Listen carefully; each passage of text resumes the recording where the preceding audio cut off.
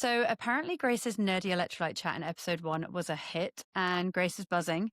And in a very wholesome plot twist, we now have Ocean, Grace's favourite electrolyte brand, sponsoring this whole series. Honestly, it's a dream. And because they are angels, they've given us a juicy discount code just for Two's Company listeners. But first, I just want to remind you why electrolytes matter, even if you're not, say, a 10K loving, sweaty for fun athlete like Sophie over here. I feel attacked already. Hydration actually starts on a cellular level. Your cells don't just want plain water. In fact, too much non-mineral water can do more harm than good. They need minerals like magnesium, potassium, chloride, and sodium to get all their tiny, important cellular jobs done. And let's not forget that our cellular function is the backbone of our physiology and our health, folks. But here's the kicker. Because loads of electrolyte brands are basically salt slushies with random flavourings and sweeteners chucked in. And you really just don't need all that nonsense. Okay, yes, I have definitely been drinking the nonsense once. So Ocean is pure, simple, unadulterated goodness. No weird stuff. It comes in this very easy pump bottle, so you know exactly how much to measure into your glass. I tend to have it first thing in the morning, especially because you're at your most dehydrated first thing. Wait, you're saying that my first thing cup of tea isn't hydration? I'm saying we'll circle back to that with love and compassion, Soph. Right. Anyway, Ocean are giving you 10% off with the code Two's Company. That's 2 the number, you know the drill. Pop that in at checkout at drinkocean.co, Ocean spelled OSHUN. We genuinely love this stuff and we really hope you do too. Big thanks to Ocean.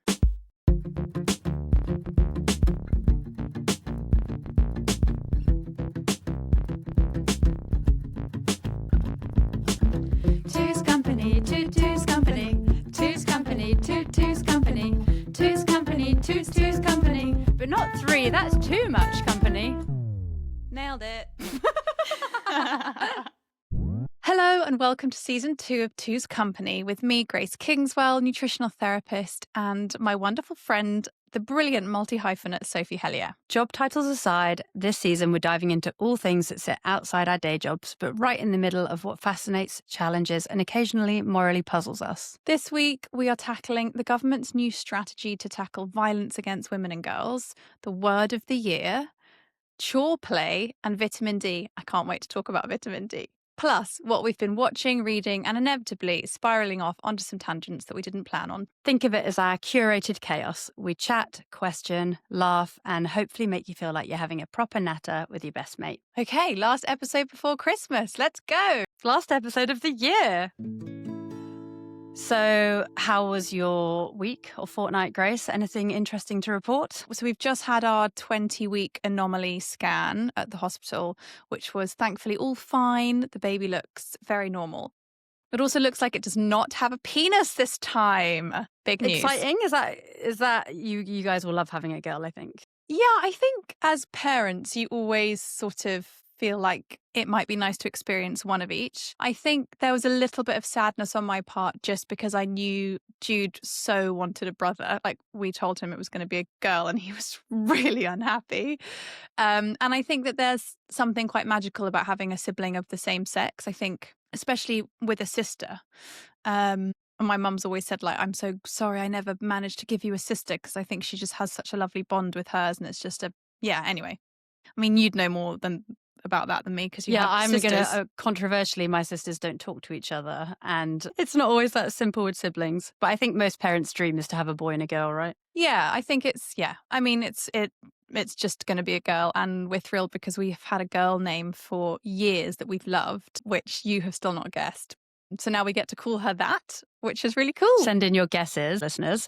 And also, you had a lot of complications with your last pregnancy, and I think you've had good news with this one. So what are you planning for the birth? Yeah, so last time, backstory, for anyone that doesn't know, it was an IVF pregnancy because of complications with my fertility when I was about 22. And so due to the kind of very medicalized nature in which I got pregnant, I was quite looking forward to having this sort of birth experience with my first where I could really sort of be much more in my body and kind of go through something that I felt like was not a rite of passage as a woman, but something that my body knows or inherently can do. And then I had placenta previa, which is where your placenta is really low. and it covers the top of the cervix. So like literally if you go into labor, no way the baby's coming out. So you have to have a C-section, which is incredible because back in the day, before cesarean sections, we both would have died. So then I was quite disappointed that it was then like a medicalized birth as well. And although I am terrified of a vaginal birth, I think that is my preference, is to try and have a VBAC this time with the support of a doula, I think, because I feel quite unconfident in my body's ability to actually do it.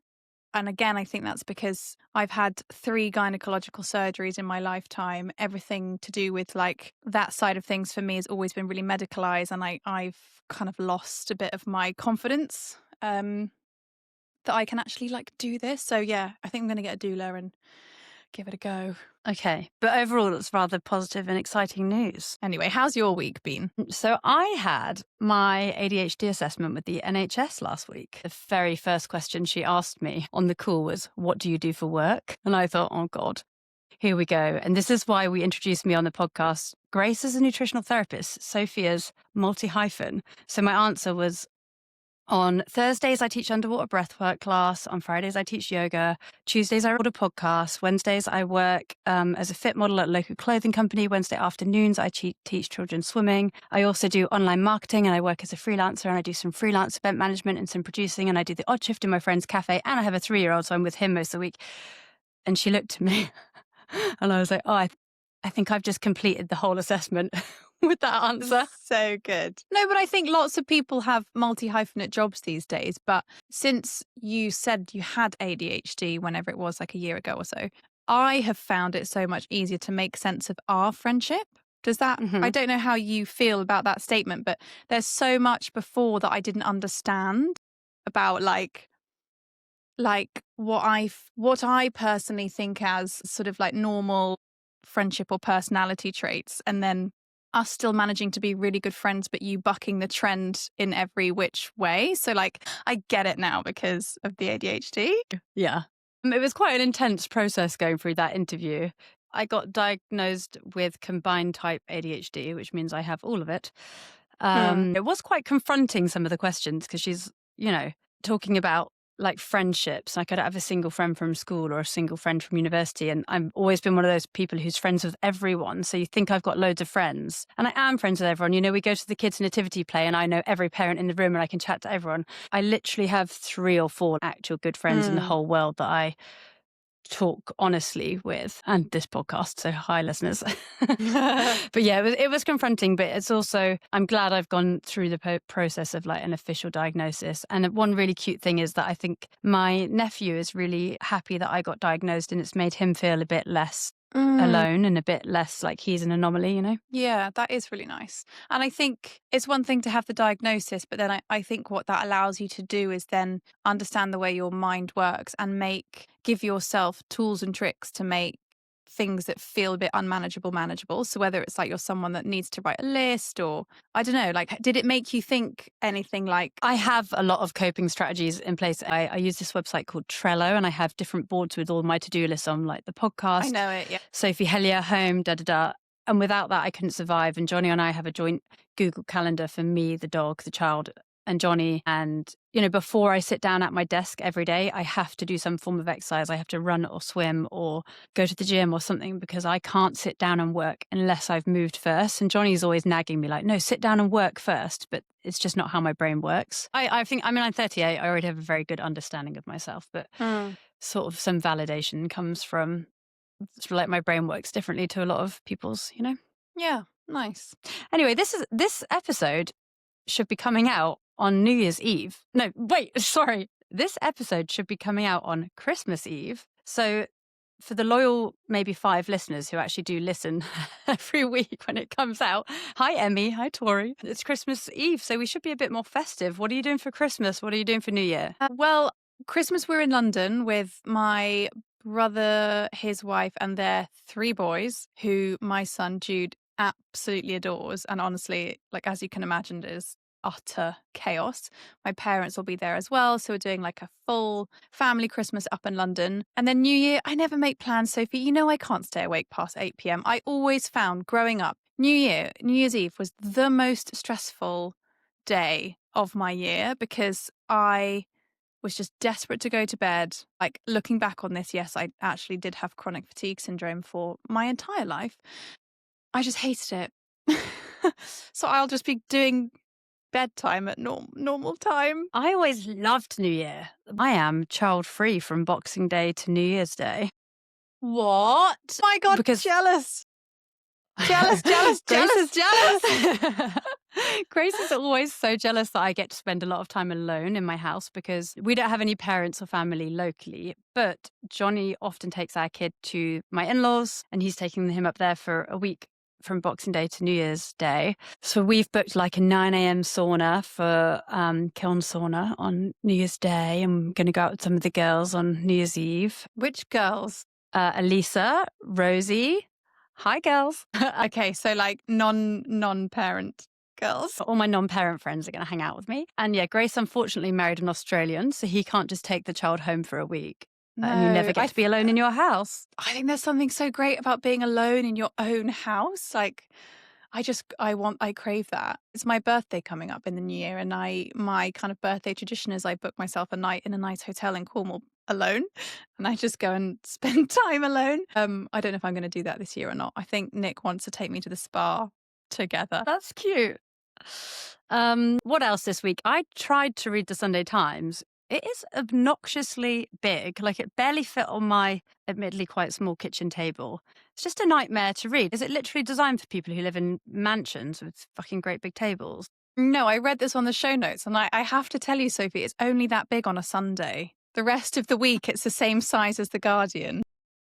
Why is it so obnoxiously big on a Sunday? And actually, The Guardian is a much preferable size, much more manageable. I totally agree. I think I also really struggle with the size and end up not reading any of the news because I'm like, I can't cope with this. Or I do what my dad does. He's got really good newspaper techers. You basically fold it into 4 and then it becomes the size of an A4 sheet. And you can actually just like sit there and read it with one hand. It's quite nice. But yeah, it's only that big on a Sunday. So, but well done for trying. I think the Sunday Times needs to accept that people live in normal size homes and make smaller papers, please. Speaking of the Sunday Times, so I just have to ask you very quickly. In the style, there was this thing about how 2025 were you? And I want to ask you these questions. I saw this with the fashion. Should we put this into cultural fluff? Okay, cultural fluff.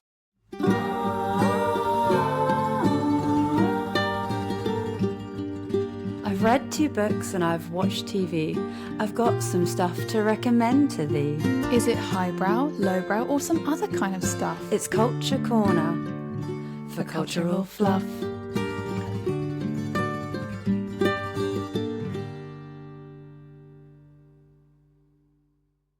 Okay, so how 2025 were you according to the biggest trends in 2025? Butter yellow? Did you do this? No. You? No, also no. But I would love like a yellow kitchen at some point. I'd love my kitchen cupboards to be yellow. Baggy jeans? Yes, baggy jeans, yeah. But no, you didn't do baggy jeans like this baggy though, did you? Well, much baggier than previously. You still did high-waisted. You didn't do low-slung baggy. I refuse to do low-waisted. Sorry. And then the other one, the waistcoat. Annie Hall waistcoat. Did you wear a little waistcoat? No, I love a fleece gilet, as I'm wearing now, but not a waistcoat. So I think both of us collectively actually weren't very 2025. Oh, I did do the Havanias flip-flops quite heavily. So that's a tick for me. No, I actually, flip-flops give me the ick. No. Oh, I've seen you do this one. Plaid shirt tied over jeans. I've seen you do that. Yeah, okay. That's very 1990s. I like that. Oh, and I've seen you do this one with the sports shorts, the Adidas sports shorts. Yeah, I have some Adidas shorts. Tick. So I'm medium lead 2025 after all. Okay, there we go. I can't believe a loafer's not on there. Is a loafer not on there? I feel like, I don't know, that's been like the end of 2025, right? Maybe that's going to be a 2026 thing. Okay. I'm oversaying all these long numbers. Let's move on. So I listened to Women's Hour miscellaneously this week in the car at some point. I couldn't tell you which one it was. And I thought I'd do a brief whistle-stop news roundup. Lots of things are very interesting. First of all, half of young women are confident in painting and decorating versus only 28% of young men. Do you think this comes down to what people call weaponized incompetence, where, you know, certain skills get avoided or downplayed because there's just an expectation that someone will do it? Like, I think a guy would just be like, oh, I don't know how to do it. And then women just get on with it. And I am kind of surprised on this one because I think traditionally, if you were to like divide chores into a gender typical way, painting and decorating would have been like a man's job, no? Along with taking out the bins. Yeah, I think maybe there might be a thing here of women just wanting to buck the trend. And I mean, I certainly always feel like I can do that. And I will just like maybe do it quite badly, but I'll put up shelves, you know. But is weaponizing competence, is that what I do to my husband, where I basically like assume that he is really bad at doing stuff so then I just do it anyway? Is that what that is? Well, no, it's the other way around. It's what then he does to you. Like Johnny will just say, I don't know how to do whatever. I don't know how to clean the Hoover filter. I don't know how to clean the dehumidifier filter. So then he's like incompetent. So I have to do it. Okay, I love this term. I feel like I've just slagged Johnny off. He's also very wonderful in many ways. Likewise with Nick. By the way, really looking forward to my birthday spa trip. Thanks, Nick. I feel like if I said that phrase to Nick, he would just do that thing where he's always like, stop therapizing me. I don't know. Anyway, I am very good at winning arguments because I am very, hilariously, I mean, listeners of this podcast might not agree, but I'm good with words and I think quickly and I'm very good at articulating exactly what is in my head. So this is what I'm thinking and feeling about your behavior. And then I'm saying it using all of these words that perfectly describe my feeling. Whereas Nick, who doesn't have diagnosed ADHD, but definitely has maybe he does have it, but he has a brain that's like works incredibly differently to mine, hugely kind of creative. He really struggles to like say exactly what he's feeling. So in an argument, like it's quite easy for me to win stuff. Anyway, moving on. Let's stop bashing our husbands. Also in the news, the government is set to unveil its plan to ban violence against women and girls later this week. And I wrote this last week, so actually this should have happened. I thought you would definitely have a comment on this, Soph. Yeah, so this is the government's new strategy drawn up by Jess Phillips, who I love, to tackle violence against women and girls. What really struck me is that the new plan is not sitting under an equality brief anymore. It's meant to be a whole government approach. So it's going to be weaved in through policing and health and education. But what's genuinely exciting is that Phillips is talking about prevention and behaviour change. So not just support after the fact. The harder truth, while public opinion has shifted a lot, so for example, rape was legal in marriage until the mid-1990s, which people rightly now find quite shocking. So although our public opinion's shifted, the statistics on violence haven't really moved. I think there's been 3 strategies by 3 successive governments over the last 15 years or so to tackle violence against women and girls. But the number of women killed by men in the UK has stayed remarkably consistent throughout the years. There's roughly 1 woman killed every 3 days on average in the UK. There's 200 rapes a day reported in the UK. And last year, police recorded over 1.35 million domestic abuse-related crimes in England and Wales, which are overwhelmingly affecting women. I know it's been described as the scale of violence against women and girls has been described as a national emergency. So yeah, I was very interested in this strategy. I feel like it's desperately needed, and I don't think you can doubt Phillips's determination. And in her credit, I did hear she acknowledges the strategies. Not the end, it's just the beginning. But I am very skeptical about how it can translate into real change, you know. I think our public awareness of violence to women and girls has changed, but actually the safety for women and girls hasn't changed, and that's the real challenge, eh? Yeah, wow. So many stats in there that really shocked me a lot. And I think, you know, that's the huge challenge with everything, isn't it? Is that we put things into policy, but actually how long does it take for change to occur? Okay, so another tidbit this week, Zach Polanski has said that if he were in power, he would let all immigrant boats into the UK, every single one. Any thoughts? Gosh, we are getting very political, straight into it. I am a big fan of Zach Polanski, as we've mentioned, and I think that I love how he reframes it, that our problem isn't the small boats, our problem is the billionaires with super yachts, and I think he's dead right with that. But I feel like I just said quite a lot on the last strategy, so I'm not going to deep dive into this. Anything else from your Women's Hour foray? Well, not so much from Women's Hour, but I did enjoy talking to my dad this week about, I feel like my dad now, it's quite cute because this happened on the last series too. He preps me for the podcast. He came over this week when he was looking after my son and just started talking to me about, which I knew was happening. You know how Donald Trump is suing the BBC for $5 billion. My dad made, a good point that essentially essentially Donald Trump is suing the British public because we pay the BBC licensing fee.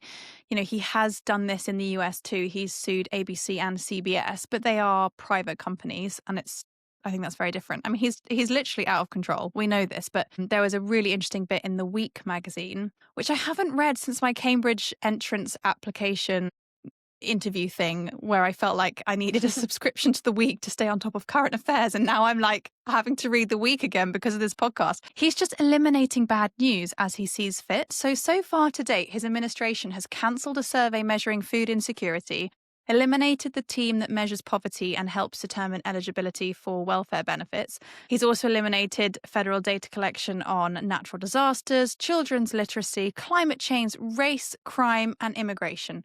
I mean, if he doesn't like something or he feels like it's going to make his government look bad, he's just deleting it. I have not much to say on this other than we can agree that he's a very dangerous, powerful, and bad man.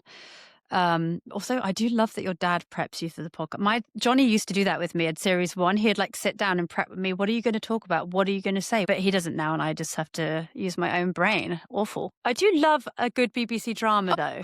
But that reminds me. Go on. Wait, are we not going to do an episode one time where it's actually just Nick and Johnny having the chat instead of you and me? Yeah, we'll do that when you're on maternity leave. Okay. I would be very sad if Trump closes the BBC down. I do pay my TV license. Random nostalgic weird throwback. Do you remember in the paper every week they used to print who hadn't paid their TV license in the section called Around the Cause? Now that's wild. Like, what a silly crime to put people's name in print for. Yeah, we used to read the weekly, it was the Journal or the Gazette, whatever our paper was. And it would have in like bold print, along with the people who had done actual bad crimes, if you had not paid your TV license, you were like in the paper and had to go to court. Wow, that's crazy. That is mad. Enough politics anyway, more fluff needed in the cultural fluff segment. Oxford Dictionary released their word of the year. It was rage bait. Firstly, that's 2 words. And for those that don't know, it's a term that describes manipulative tactics used to drive engagement online. Rage bait beat 2 other shortlisted terms, which were aura farming and biohack. Don't even know what they both really mean. But I feel like you, Grace Kingswell, can be quite provocative online. Do you rage bait people? Discuss. I think you've put this in here because I feel a bit like I don't think I'm that provocative. Excuse me. You often have like, if I weren't afraid to hurt your feelings, this is what I'd tell you. That's okay. provocative. So that title, I suppose, is quite provocative.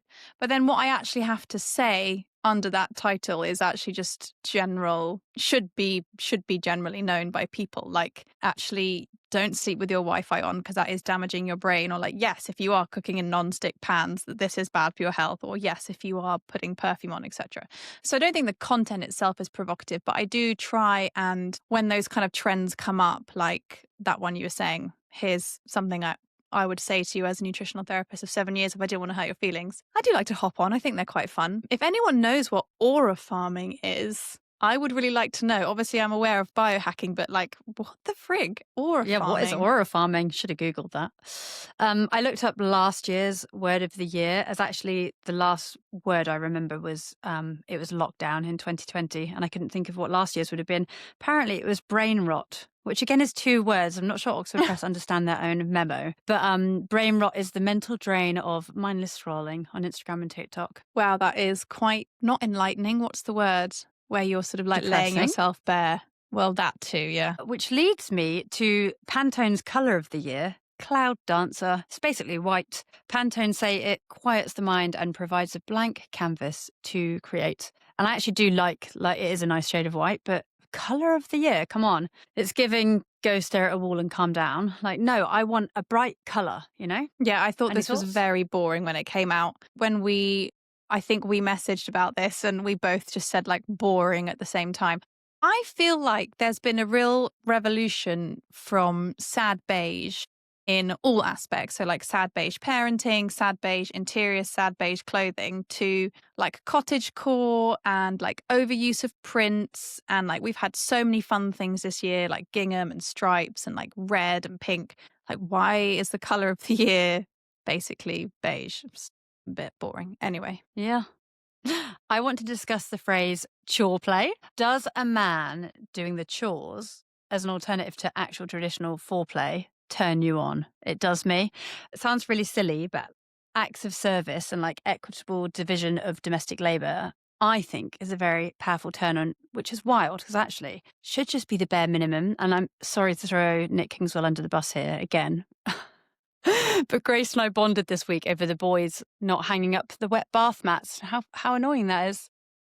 Yeah, I think my comment was a bath mat won't dry if it's left on the floor. But I have to say, Nick is really good around the house. He's a very clean boy. Like he's not like a grubby leave a wet towel on the bathroom floor or that kind of thing. It just comes back to this thing of like, if I ask him to do something, he'll do it, but I don't want to have to ask. I don't necessarily think it's foreplay for me, but I think what it would do for me is allow me to be in a space where I feel more relaxed. My nervous system is more like down regulated because I am not annoyed at the people in my, it's that, isn't it? It's that like actually take away that mental load. Yeah. So for me, it's like the whole day is foreplay, and how you speak to me and interact to me and the stuff you do is all going to tie into how relaxed and connected I feel. So like if the house is a tip, no, I'm not going to want to have sex with you because I can visibly see the mental load around me of, a wet towel to pick up, dishes to do, a pile of laundry, which like it doesn't. Whereas if I am at home and the dishes are done and the laundry's done and the hoovering's done and someone's lit a nice scented candle, yes, Grace Kingswell, a scented candle, it just allows my nervous system to move into that like parasympathetic state. And I somewhere did read actual science about this, but like in the arousal phase, to get a boner or to get wet, whichever you are, you do need to be in your parasympathetic nervous system. So and I think herein lies the crux of like, isn't it bizarre that men and women are supposed to procreate because our brains work so incredibly differently. Like for a woman, that mental load and that chore list and all those visible things around the house do need to be sorted, but men can literally quite, just separate that out and just still crack on anyway. Yeah, because that mental load is putting us into our sympathetic nervous system, right? Like it's putting us into stress. But I guess for the guys, it's not putting them into stress. No, and it's also just making me irritated by everything. So just like, no, don't talk to me. Time for a jingle. 1, 2, 3, 4. Explain it to me unprofessionally. I'll keep it short and concise. Yeah, that'd be nice. Vitamin D. I have so many questions. It comes from the sun, but I've heard you say it's actually a hormone, not a vitamin. What does that even mean? Explain it to me. As adults, should we be taking vitamin D? I know daylight's obviously the best thing, but there's literally no daylight at the moment. And I do always come back to this thought that humans have just survived for millennia without supplements. So is it really essential, or are we over medicalizing things? So vitamin D isn't a simple vitamin. It's a hormone signal that interacts with light biology. It's synthesized endogenously, which means by our bodies, from the interaction of cholesterol, sunlight, water, and sulfate. So when the sun hits your skin, it's turning cholesterol into vitamin D via sunlight, water, sulfate. So no, it's not a vitamin in the way that vitamin C is, that we can just eat fruits and veggies. Squeeze from an orange. Yeah. Exactly. It's far, far more complex than that, and we have hugely oversimplified it in our modern medical discourse. Most of us in the UK are very low in vitamin D and deficient, and that's based on our lifestyle. So as adults, we need to be prioritizing a full spectrum of light as much as we can. So it's not as simple as, I got sun today, so I made vitamin D. Unfortunately, it isn't that simple. Making vitamin D is not an automatic process. It's more of a rate of synthesis that's highly variable based on the status of your health. So we actually need vitamin A, magnesium, K2, and lots of minerals, ideally from things like seafood, for this conversion to take place. And we also need to be prioritizing building structured water in our cells, getting enough exposure to the right types of light, so the near infrared and the red light, which we see at sunrise and sunset, or with a red light device. So yeah, it's hugely complex. I mean, vitamin D obviously is really important for things like immune modulation. So it's one of the metrics that I always check with clients. A supplement isn't always my first port of call, especially if it's summer and I can get them outdoors whilst working on all of those other factors as well and supporting their mitochondrial function, getting them enough minerals, all of that sort of stuff. And then say, if it's midwinter, I might consider the use of a supplement alongside all those other nutrients that I mentioned. And things like cod liver oil are a really good source used to. And one thing that we can all be doing is prioritizing vitamin D rich foods like egg yolks, liver, fish, and even dairy products. And that's very actionable and something that we can do to support ourselves through winter as well. So I think it's a great question. Like, we survived all these years without supplementing vitamin D. So is it genuinely essential, or have we over medicalized it? I think it comes back to how much our environments have changed, how out of touch we are with nature, how toxic our light environments are. We actually need the supplementation now because we are so disconnected from the source, from the sun. Most of us just slap on sun cream without really thinking about the knock-on effects. So we've created this need for it because we're actually just not getting enough of all the other things that I just mentioned. Have I confused you? The answer is yes, take vitamin D. No, that's not the answer. Oh, she's so annoying. I love how you've just like completely diminished my profession and my brain with that comment. Thank you so much. I should be eating vitamin D rich foods and having low screen time and no blue lights at bedtime and taking vitamin D supplement because my lifestyle's disconnected from nature and I live in a dark country. You need to do all of the other stuff first. Check your vitamin D levels first, see what they are. But then don't diminish how important all of the other stuff is, because you won't make vitamin D adequately in the summer if you haven't got all those other factors in place. So just taking a vitamin D supplement that's a synthetic form of something that your body makes a very different form of, it's not A plus B equals C. That's what I'm saying. I know the answer here. The answer is that I need to come to Australia for a month with you in January. Yeah. I mean, yeah, that is a really privileged thing that we get to do because my husband is Australian. And I have to say, I am absolutely gagging for some sun right now. But if you really optimize all of these other factors and you synthesize enough over the summer months, that's why we've survived for millennia without supplementation, because then we can survive through the winter. But the thing is, most of us are deficient going into the winter to start with. Thank you for spending so much time answering my little question. You're welcome. I hope the listeners found that useful. I'm going to have to listen back to it several times to understand it all, though. I just need to move because I'm recording this from the floor of my child's bedroom and my knees are getting sore. Hold on. Oh, old lady legs. Can we keep that noise in the podcast, please? My knees. Also, great outfit. Great outfit. Thanks. I had an MRI on my knee last week. No. Stop. I don't care. Tell me about this cardigan. Is this new? Is that the black version of the brown one that you have? Yeah. So I have this cardigan in black and brown, and I have this gilet in black and brown because I wear a uniform every day and don't often vary what I wear. Okay. Now tell me about your Jingle. knees. I do. No, wait. I do care about your knees. Go on. So I tore the meniscus in my left knee giving birth with my legs in stirrups. And then when my child was 1, had to have half my meniscus removed. And now I've hurt the other knee and I had an MRI on it last week. So I'm whinging about my knee because it is actually sore. Okay, jingle. Send us an email if you're a really cool female. Ooh, you're such a cool female. Send us a letter to make us feel better. You make us feel better. Time for the mailbag. Time for the mailbag.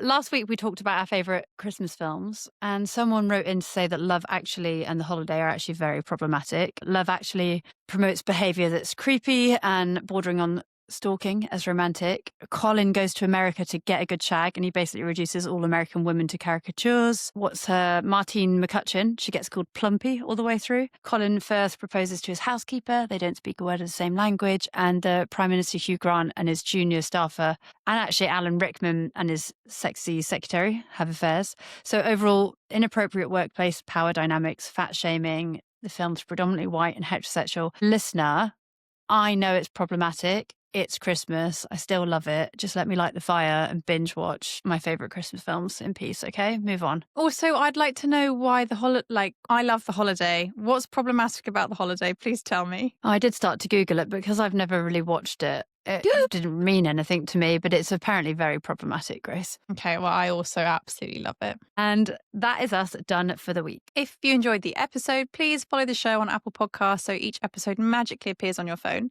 And give us a and give us a nice little 5 stars for Christmas. A lice. Don't give us lice. Oh, no, Presumably- no nits, please. Presumably you will edit that bit out. I do not want lice for Christmas. Thank you very much. And or just spread the word to your mates over a nice mulled wine. Tell them that you love this podcast. Honestly, it really helps. And thank you for listening and being a part of our little corner of the podcast world. Merry Christmas, everyone. See you next year. Bye.